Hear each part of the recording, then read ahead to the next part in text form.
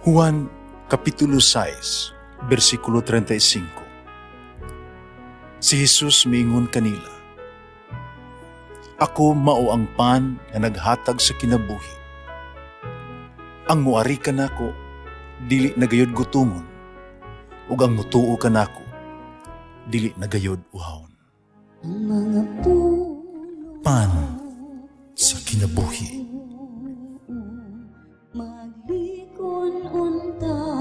Sa mong pagtuo o gagakakabi sa pagtuman sa imong mahal nga kasuguan.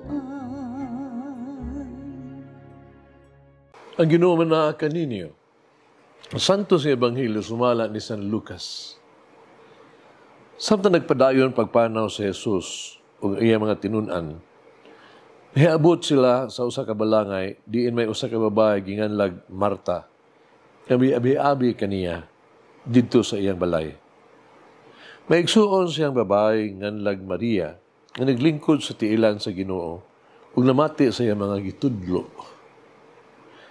Si Marta nagkapuliki sa daghan niyang buluhaton. Busa miduol siya ag miingon, "Ginoo, dili ka ba manungbaling? Igipasag naman lang ako sa akong igsuon sa tanang buluhaton sa balay." Agdaha siya sa pag-ari, aron pagtabang kanako. Ginoo mitubag, "Ay, kanimo Marta, naghuol o nihingawa ka sa daghang mga butang. Nga unta, usa raman ang ikinahanglan. Nakapili si Maria sa labing maayo, o walay makakuha ni ini gikan kaniya." Ang Ebanghelyo sa Ginoo. Pasalamati ang Ginoo, kay siya maayo, ang iyang gugma mulungtad, hangtod sa kahangturan. Pasalamati ang Diyos sa tanang mga Diyos, ang iyang gugma malungtaron. Pasalamati ang Ginoo sa mga Ginoo, ang iyang gugma malungtaron.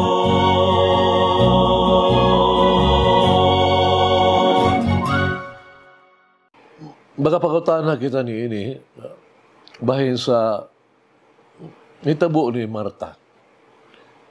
Daghang kayo siya giandam, no? Si Marta, para kang Jesus. Nagkapuliki ni siya. Ibe-abi niya siya si Jesus. Walagi sayo ko buto ng naon ba? Sigurado nga, gi-appreciate, no? Ni Jesus ang iyang nagibuhat. Pa si Marta nakalimot nga si Jesus, miduaw kanila, dili aron alagaran, kung dili aron pag-alagad. Sumalapan ni Matthew 20, chapter 20, verse 28. Si Marta nagkapuliki kay daghang mga butang. Gawas, gitawag na to pag-atiman, pag-abu-abi ni Jesus. Giablihan niya ang iyang balay nga to kay Jesus. Giandam niya ang iyang kusina, alang kay Jesus. Apan ang iyang huna-huna o kasing-kasing, halayo, daw sirado. Halayo sa para kang Jesus. Wala ka siya sa dagha mga butang, pero nakalimtan niya si Jesus pag-entertain. Si Maria sa laing bahin, mihatag siyang panahon kang Jesus. Siya naminaw kang Jesus, ipakita niya kana pinaagi sa pag-matrigdanon na kinaiya. Siya andam ang makakaton gikan kang Jesus. Sa ingon iyang gidawat sa Jesus, uban sa iyang kasing-kasing. Dinhi makaingon kita, nga kinahanglan adunay kita utog interplay sa kasing-kasing ug sa kamot. Kinahanglan adunay sagol mixed sa pag-ampo ug ang buhat. Kinahanglan dunay kombinasyon kini sa mga pulong ug sa buhat. Ang mga pulong gikan sa tuwa mga ngabil, kila magpahayag pinagi sa mga buhat sa itong mga kamot. Ato mga pag-ampo, kinahanglan makita sa paagi sa itong pagkinabuhi. Kinahanglan nga sama sa giingon sa obispo, panahon gani dunay pare nga ordinahan. Mingon ang obispo, isangyaw ang imong gituhuan ug buhata ang imong giwali.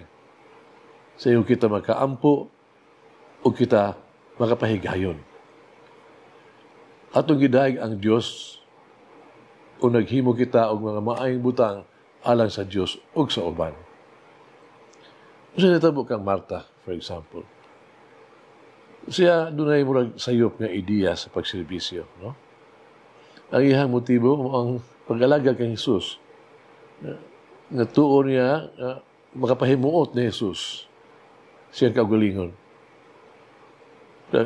Ang iyang pulong Ginoo pong pa ni Marta, wala ka ba magtagad, biyaan mo lang ako sa akong igsuon, na naginusara sa pag-alagad. Ina siya, pagtabang ka na ako. Ipakita ni Marta ang iyang kaugalingon, usa ka kapugsanon o dominanteng tao ba? Nireklamo magana siya, reklamador. Muna gusto niyang ibabate sa uban, nga sadan ug maulaw nga wala sila nahimo. Busa ang iyang motibo sa pagserbisyo kay para sa pag-ilalang sa kaugalingon. Kita sa ato ang bahin kinahanglan wala gani kita dili to laga ta dito kay pabilib kita aron kita i-recognize o kagantihan kita. Magserbisyo kita uban sa gugma. Magserbisyo kita uban sa spirito sa pagpaubos. Magserbisyo kita aron lang yun pagtabang. Kaya sugilanon kini, no? So sa ka witnessing, no? Witnessing, sharing sa usa ka negosyante atol sa gitawag to Lenten recollection, yakining sharing. Yung gisaysay, nga siya nagtrabaho gyud sulod sa almost 17 hours a day. Tungod na ini, nawala na sa komunikasyon, no? Sa relasyon sa iyang pamilya. Si mitugan, ang tuyo na gulo na ko, gusto ko nga, na kung doon ako sa lagi, mapalit na ko ang tanan nga kinahanglan sa pamilya. Kasi mga maluhong butang, alang silang komfortable kinabuhi. Kung kung naglamgo, matagan ko sila sa bisan unsay, mapalit og kwarta. Mga nga tungod ni ini, wala na ko'y panahon na makisandurot panahon para kanila.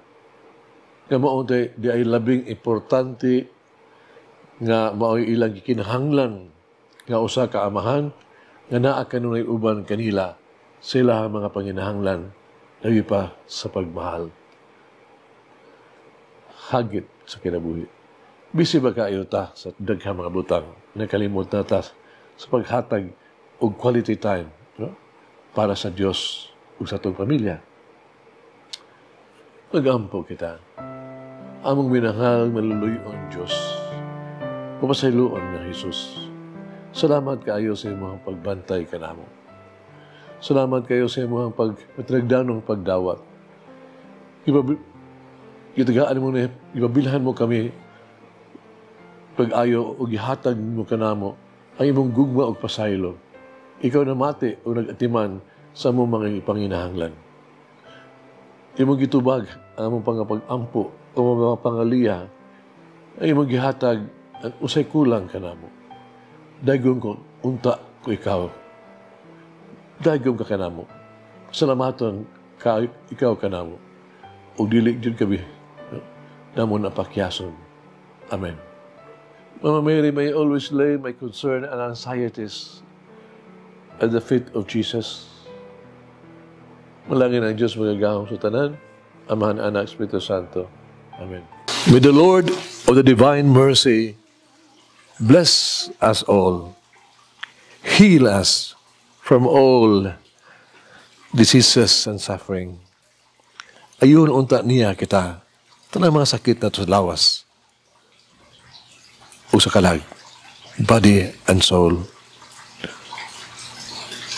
In the name of the Father, the Son, and of the Holy Spirit. Jesus, I trust in you. Amen.